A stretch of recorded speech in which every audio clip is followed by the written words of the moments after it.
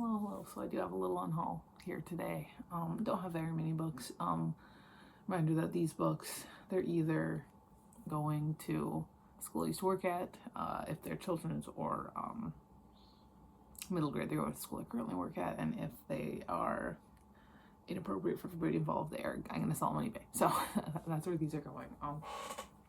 Just because I'm getting rid of these books does not mean I don't like them. A lot of the facts is just because either I thought that a bunch of high schoolers or elementary schoolers would get more out of them than I would, or they're just like not my favorites because I do have limited space and I read a lot of books.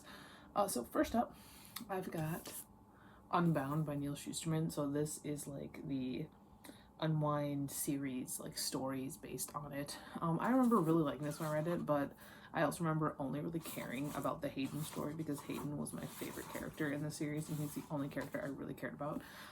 And it doesn't match the rest of my Unwind books. I have the Unwind books in like the original cool covers. I don't like these new ones. I don't like these new ones. This is what the new ones look like in the, I just don't like it, so I just figured I'd get rid of it. After that, I've got this one I was kind of torn on. I've had this book twice. I donated it to the school I used to work at.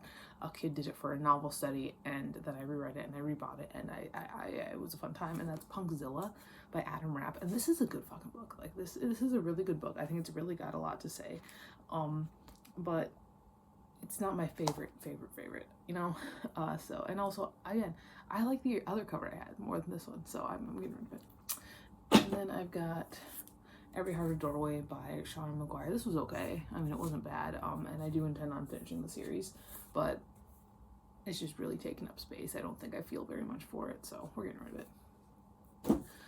Then I've got Them by Mika Watson, and this was just not a very good book.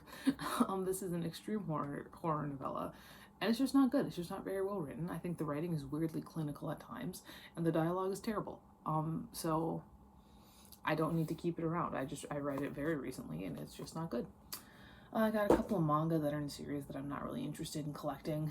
I've got My Hero Academia Volume 34 and Komi Can't Communicate Volume 20. Both of these are going to the school I used to work at. That school does have the first volume of Komi Can't Communicate and no volumes of My Hero Academia, but I mean, they're in really nice condition, so I will probably recommend that they put them in the library anyway. But I'm definitely not interested in them in any way, shape, or form. This one I did recently read volume 21 as well, and this one's cute. You know, I'll admit this one is cute. I've noticed as I'm getting older that I do really I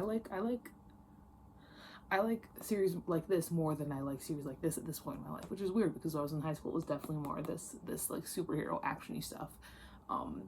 But yeah, don't need them in my life. And I've got this terrible children's edition of The Invisible Man by H.G. Wells. It's just not, like, you can tell as you're reading this, you can tell that there's definitely a really good story in here. And so at one point, I haven't actually read this in the original text, and I want to, because I can tell it's probably really good, but this dumbing down for children just did not go well.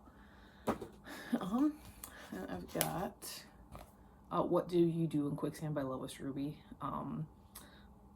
This is about this girl who doesn't have a mom and this boy who is like a single father, and the girl's nuts. It's just kind of a typical like 70s 80s young adult contemporary novel, and I'm not sure if I need to keep it around. I've got another bad one, The Reading Promise by Alice Ozma. This woman clearly has some unresolved trauma from her life, and wasn't very well written either, for somebody who, you know, read a book for, you know, over 1,000 days with their father at night. You know, you'd think she'd be a better writer, but she's really not. But yeah, getting rid of it. This next one is one that is not bad, and is one that I'm mostly only getting rid of because I can think of the exact student that I think is perfect for this book that I used to teach. He's a junior now, and his favorite books are like The Martian and Annihilation. And this book is compared to both The Martian and Annihilation, and that's The Luminous Dead by Caitlin Starling. I think he'll fucking love it. I hope he will anyway. He's either gonna love it or think it's the stupidest thing in the universe. So that's mostly why I'm getting rid of this one. After that, I've got Check Please, Volume 2.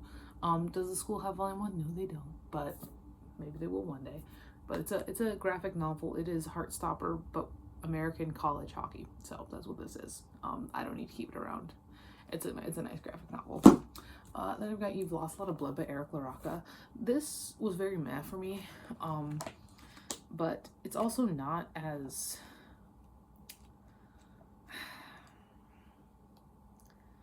intense, I think, as a lot of people make it out to be. I don't know.